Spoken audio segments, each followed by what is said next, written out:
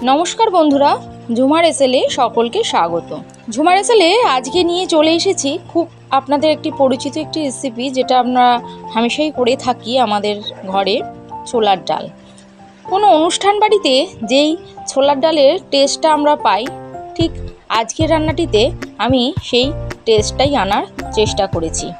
আশা করব আপনাদের সকলের ভালো লাগবে। আর যদি ভালো লেগে থাকে তাহলে একটা লাইক ও শেয়ার করে দেবেন, আর কেমন লাগলো তা অবশ্যই কমেন্ট করে জানাবেন। আর যারা আমার চ্যানেলে নতুন তাদেরকে আমার চ্যানেলটি সাবস্ক্রাইব করে রাখার অনুরোধ রইল। পাশে থাকা বেল আইকনটি অবশ্যই প্রেস করে দেবেন, আমার ভিডিওর নোটিফিকেশান আপনাদের কাছে পৌঁছে যাবে। ডালটিকে আমি 2-3 ঘন্টা ভিজিয়ে রেখে দিয়েছিলাম, নুন দিয়ে সেদ্ধ বসিয়ে দিয়েছি। খানিকক্ষণ ফুটে যাওয়ার পর যে ফেনাটি উঠেছে সেটা অবশ্যই ফেলে দেবেন, এটাই আমাদের শরীরের প্রচুর ক্ষতি করে। তো এই ব্যাপারটা অনেক সময় অ্যাভয়েড করে যাই। তারপর পরিমাণ মতন হলুদ দিয়ে ডালটা সেদ্ধ করে নিলাম। রেসিপির জন্য নিয়ে নিয়েছি নারকেল কুচি, খানিকটা আদা, একটা বড় সাইজের টমেটো, আর ঝালের জন্য কাঁচা লঙ্কা। সব কটাকে একবারে পেস্ট করে রেখে দিলাম।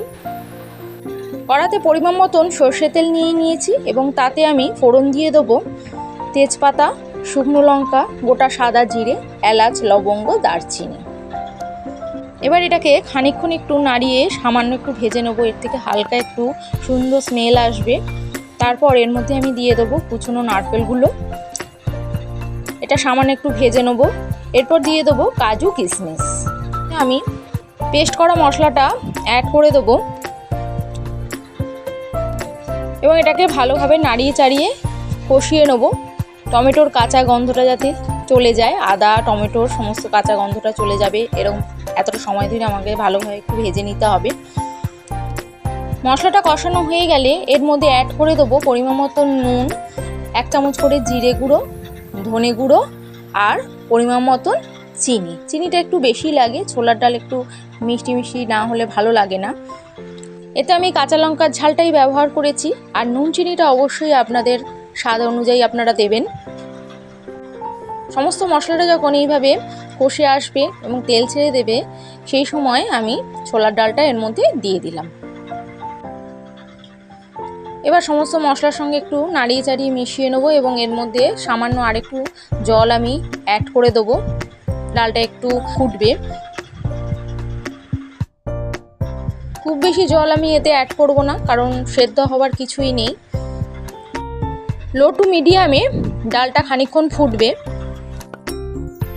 এইভাবেই খানিকক্ষণ আমি ডালটা ঢাকা দিয়ে ফুটিয়ে নেব।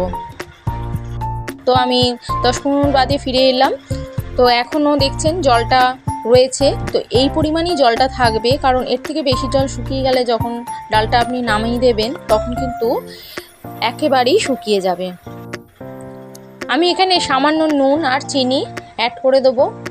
আমি ডালটা একটু টেস্ট করে দেখলাম, আমার পরিমাণ মতন একটু নুন চিনি এতে লাগবে। আপনারা অবশ্যই সবশেষে ডালটা একটু চেক করে নেবেন যে আপনাদের কতটা নুন চিনির প্রয়োজন আছে। সব শেষেই টেস্টটা করে দেখলেই ঠিক পরিমাণ মতন নুন চিনিটা আপনারা অ্যাড করতে পারবেন, না হলে কম বেশি হয়ে যাবে। এরপর এর মধ্যে অ্যাড করে দেবো 1 চামচ ঘি।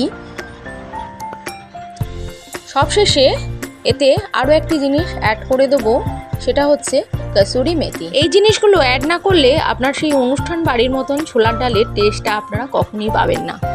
এই কসুরি মেথির বদলে আপনারা কারি পাতাও ব্যবহার করতে পারেন, কিন্তু সেটা অন্যভাবে রান্নাতে অ্যাড করতে হবে।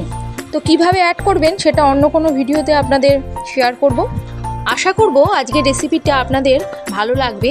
যদি ভালো লেগে থাকে তাহলে একটা কমেন্ট করে অবশ্যই জানাবেন। আজকের মতন এই পর্যন্তই। সবশেষে আপনাদের পছন্দ মতন লুচি বা পরোটার সঙ্গে সার্ভ করে নিন সুস্বাদু এই ছোলার ডাল রেসিপিটি।